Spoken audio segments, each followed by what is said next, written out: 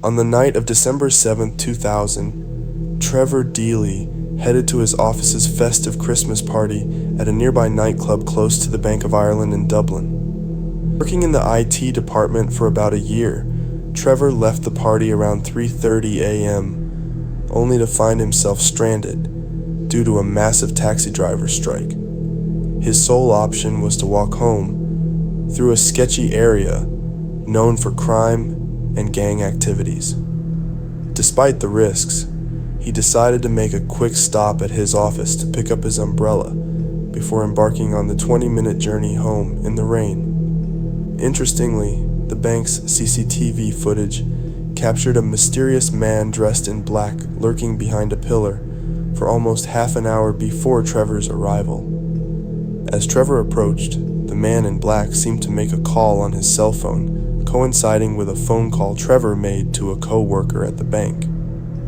Subsequently, another man in black emerged from the shadows as Trevor reached the bank's gate.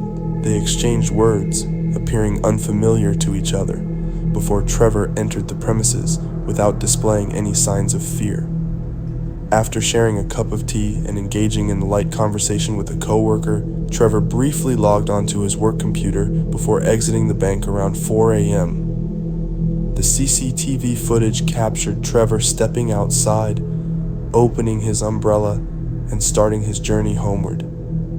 Despite not appearing to be followed, a chilling encounter unfolds as a man in black is spotted trailing him on an ATM screen just moments after Trevor's last recorded voicemail at 4:14 a.m. Fast forward to 2016, when enhanced CCTV footage confirmed that the man in black from the bank was the same individual who later followed Trevor.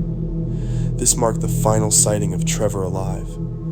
Concern grew as Trevor missed work, prompting his friends and family to report him missing when he failed to show up on Monday.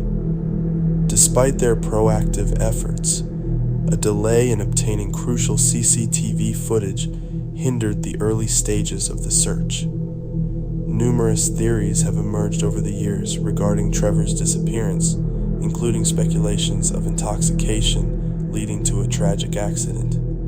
However, a prevailing belief suggests foul play involving the unidentified man following Trevor in the CCTV footage. In 2017, an anonymous tip implicated a gang member who allegedly murdered Trevor after a failed attempt to access the Bank of Ireland building. Despite extensive searches and investigations, Trevor Deeley's haunting disappearance remains an unresolved mystery, with the events preceding it shrouded in uncertainty.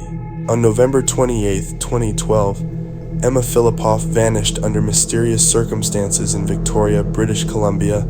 A year prior to her disappearance, Emma achieved her lifelong aspiration of relocating from Perth, Ontario, to the Canadian West. Upon arriving in Victoria without a job or a place to reside, Emma swiftly settled in with a friend and secured employment at a local cafe while searching for her own accommodation.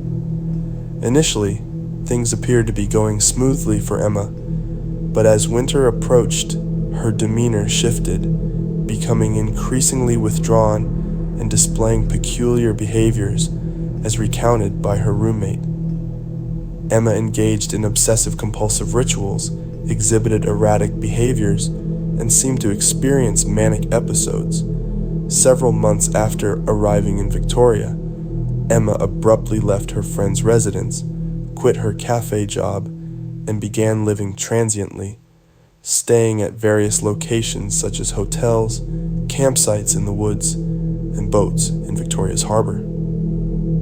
By early 2012, Emma found herself residing in a women's shelter in Victoria. During that summer, she secured a seasonal position at Redfish Bluefish, a well-liked seafood restaurant in Victoria's Inner Harbor, where she appeared relatively content for a period. Around the same time, Emma purchased a red Mazda MPV van with intentions of living permanently on the road, traveling to different cities in the US, Mexico, and Canada. Upon departing from her seasonal job in October, Emma assured her colleagues she would return in the spring. Unfortunately, Emma's mental health challenges hindered her pursuit of freedom, and her behavior became increasingly erratic and unpredictable in the months leading up to her disappearance. Friends and staff at the women's shelter noted Emma's growing paranoia concerning an unidentified man she had dated while attending culinary school in Perth. This unresolved past relationship seemed to contribute to her paranoid behavior. Shortly before her disappearance, Emma had an episode where she moved furniture from the women's shelter across the street, claiming she heard voices emanating from the furniture instructing her to do so. Additionally, she began selling and giving away many of her personal belongings. On November 20th, Emma was captured on CCTV at the YMCA in Victoria, engaging in unusual behavior. Subsequent events, including interactions with her mother and encounters at a 7-Eleven store, further highlighted Emma's erratic and paranoid conduct. Despite efforts to locate her, Emma vanished, leaving her mother and authorities puzzled about her whereabouts. The discovery of her abandoned van with personal belongings inside added to the mystery surrounding her disappearance. The case of Emma Filipoff remains unresolved, with various theories and speculations circulating about her fate. Despite ongoing investigations and efforts to locate her, Emma's whereabouts and the circumstances surrounding her disappearance remain shrouded in uncertainty, leaving a haunting question mark over her story. On the evening of Wednesday, July 29, 2015, Stephen Mackerel went out with his brother and some friends to Lucky's Tavern, a popular bar in downtown Fort Lauderdale, Florida. Stephen's brother left the bar at 11 p.m. to go to work the next morning. Upon noticing that Stephen was intoxicated, he advised his brother to head home safely. However, the night was still young. Around 1:30 a.m., Stephen and his friends departed the bar, agreeing to meet in the parking lot of a nearby Walgreens to discuss their next move. Unfortunately, Stephen never arrived at the Walgreens, and his friends never saw him again. Stephen, who lived with his parents and worked as a professional poker dealer at a casino in Hallandale Beach near Fort Lauderdale, didn't return home the next day or show up for work the day after. Concerned, his family suspected that something was amiss. Police reported the presence of several surveillance systems in the area where Stephen was last seen, but acquiring relevant footage could take weeks. Meanwhile, investigators interviewed the friends and family members who had been with Stephen last.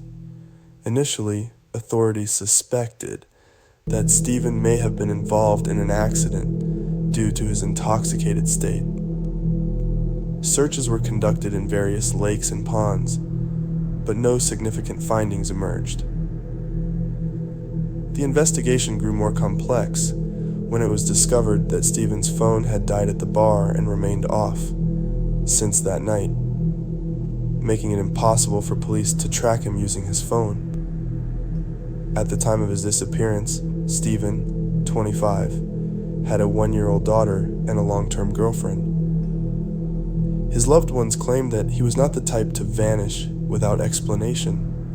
Subsequent footage uncovered during the investigation indicated that Stephen's disappearance might not have been voluntary.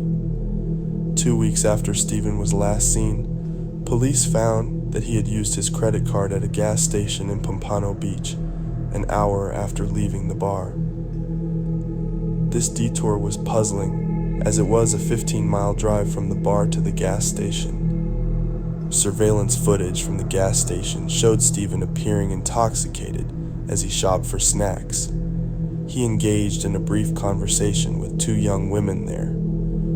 A week later, additional footage showed Stephen in an altercation with the driver of a silver sedan at the gas station. The driver's actions and motivations remained unclear, but they followed Stephen after he left in his car.